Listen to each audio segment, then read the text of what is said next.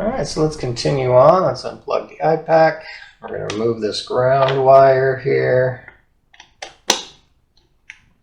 That we don't need. We were just doing that temporarily to test that out. And now we need to do the micro switches and the buttons.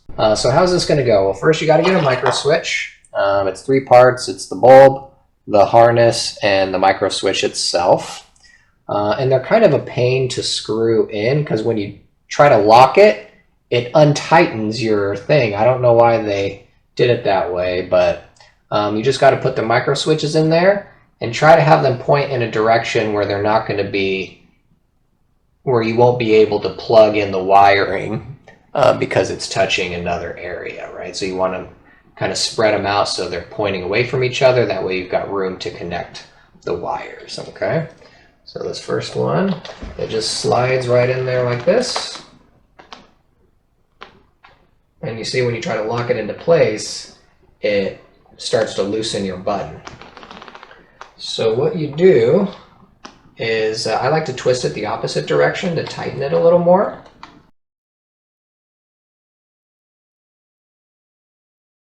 One thing you can try and do is kind of take it off and just twist the micro switch in. Sometimes they need to, you can just kind of test locking it. Yeah, this one's not locking at all. Hold this here. There we go, now that's locked in there.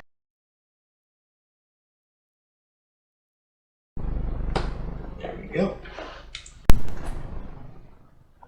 All right, so now I've got all of the micro switches in, and I need to attach the action buttons to their corresponding spot on the I-PAC4. Now, I go into a lot of detail on the other video. I just want to show kind of how to do the crimping and attach it to here, since that's unique to the I-PAC4. You don't have to do that with the Mac Mini. But you're going to need a crimper tool here to attach the connectors on, the little blue connectors. I got this set from Game Room Solutions before. So you got a set for, I'm going to do the green for the green buttons, blue for the blue buttons, red for the red buttons, and white for the yellow buttons. And then I'll save my black and yellow because those are the colors for the LED lights. So I'll use white for the yellow buttons. We'll just start with green, right? So you got to figure out. And keep in mind, on the I-PAC4, it's got a number, which is the player, and then SW and a number. SW, I think, means switch. So your micro switch, right? So these are all called micro switches. So for your buttons, or your switches, I'm just going to have, for player 3, the top is going to be 1, 2, and the bottom is going to be 3 and 4. So that's how I'm going to set it. So I'm going to connect this one to 3 switch 1, 3 switch 2, 3 switch 3, and 3 switch 4 on the I-PAC4. Okay, so I need to pull off a section that's long enough. So when you lift it, so 1 and 2 is to the top, but when you lift it, those are actually the bottom ones. So this is 1, 2, 3, and 4 here. So that's number 1. So I'm going to need something that goes from here all the way on this side to 3 switch 1. Where are you? 3 switch 1 is right there. So it looks like it'll need to be about that long here. So we're going to cut that. Get my cutters here. Cut that off. Okay, so now I got a string that'll go from here to 3 switch 1 right there. Okay, so one end's easy, you just strip it and it goes right in. So I'll just do that first. And my I-PAC4 is unplugged. Okay, so I just expose the end there. Give it a twist. And that is what's going to go in 3 switch 1. Okay. Where did I put it? There it is.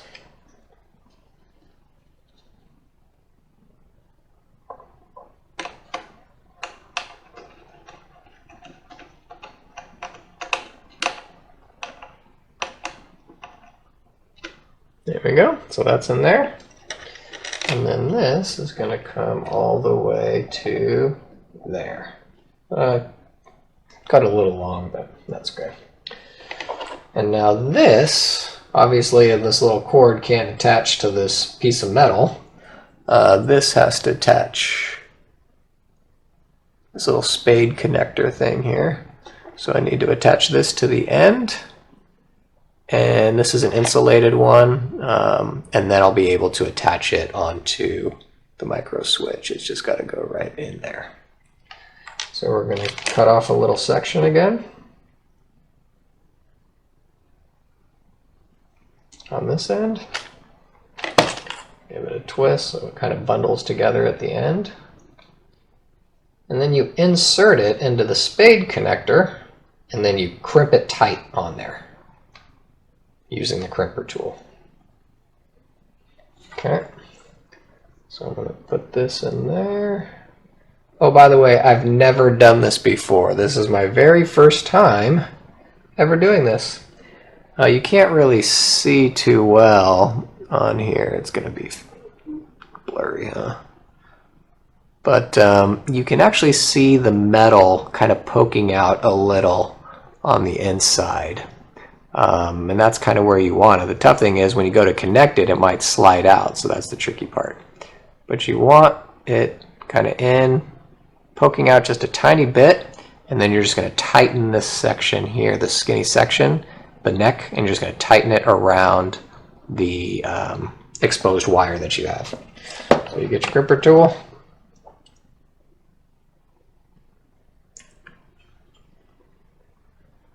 Okay.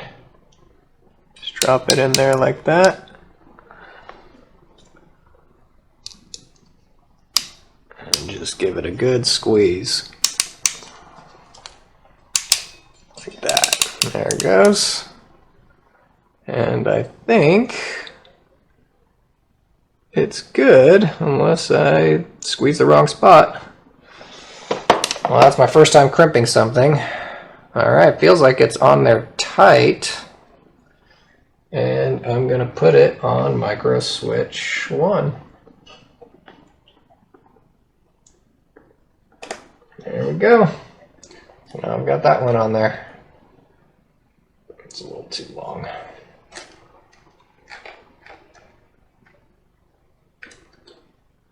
Have to clean that up afterwards. All right.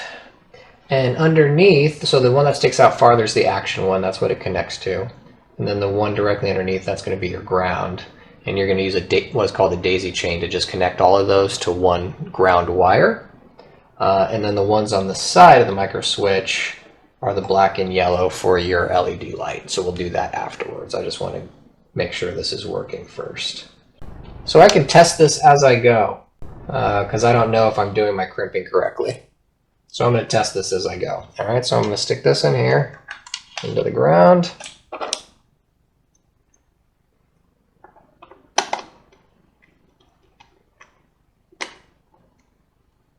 And after a few, if it's working, I can trust that I'm crimping correctly and I won't keep doing that. But for these first 4, I'm probably going to test them all.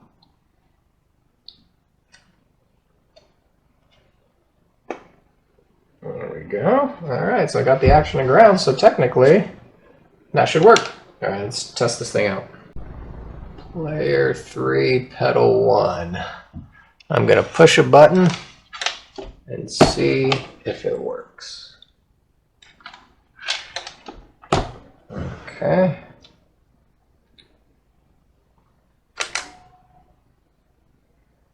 Did not detect anything. Oh. Again, I forgot to plug in the RetroPie.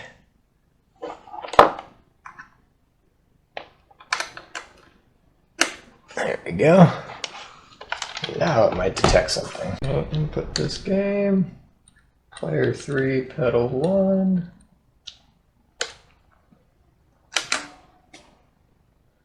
Right control. It worked. Okay, so let's unplug this thing. And that's one. Let's try switch number 2. So let's get the green.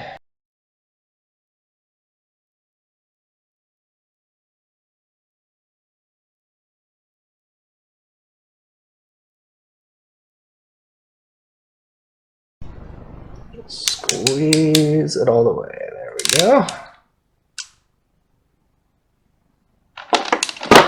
See if that's good. That feels tight. I'm going to stick it right here on the action button.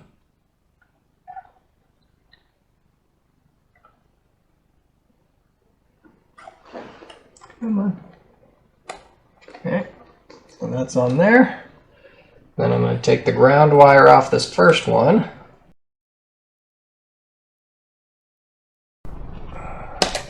There we go. Put it on here. Maybe not as snug. There we go. And now we're going to plug it back in and see if it works. Pedal 3. Let's see if it detects this button. Right shift. Yep, it's working. All right, so far so good. Ground wire off that. Okay, now let's do buttons 3 and 4 next.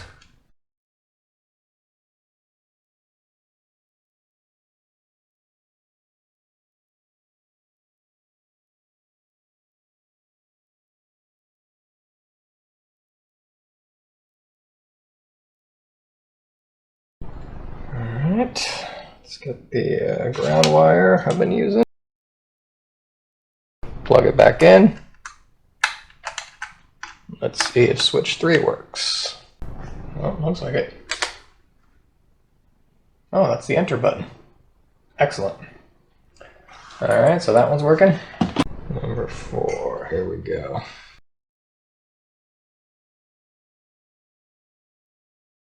I'm going to go and switch 4. Just going to drop it right through there. You'll see it poke out a little on the bottom. You don't want it like all the way up through, you just want it poking out a little bit. Let's grab the ground wire. Oh. Okay. And let's see if it detects 4. Yep, it detected it. So all 4 buttons are working. All right, I'm going to keep following that. I'm going to do the blue wire here, red wire here, white wire there, and hopefully it comes out.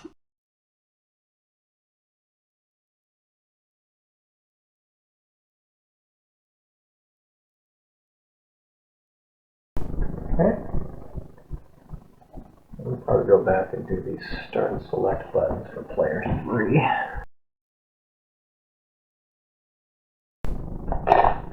3 coins right there. So player 3 coin.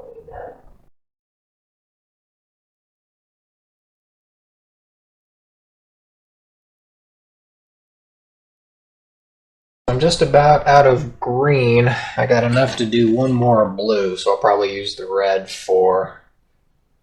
I'll do the blue for the coin for player 1 and then red. And I'll probably use red for the kind of extra menu buttons too.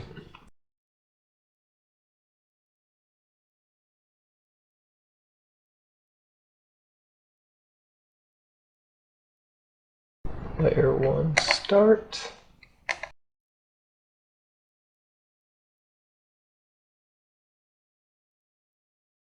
So now I'm going to do the kind of home menu exit buttons here next. I think I'll do those red. And I'll probably have these be player 4, 5, 6, 7, 8. So this will be 1, 2, 3, 4, and I'll have these 5, 6, 7, 8 for player 4, and then I'll configure them in the software. Now we're going to do player 2, 1, 2, 3, 4, 5, 6 here, and player 4, 1, 2, 3, 4 right here. All right, for these player 2 controls, I'm connecting them on the bottom, but then I'm looping them back behind just so they're not falling. I'm going to be using this to just kind of keep the wires back, so I'll be feeding those back behind. I put that one on player 4, switch 1. It was supposed to be on player 2, switch 1.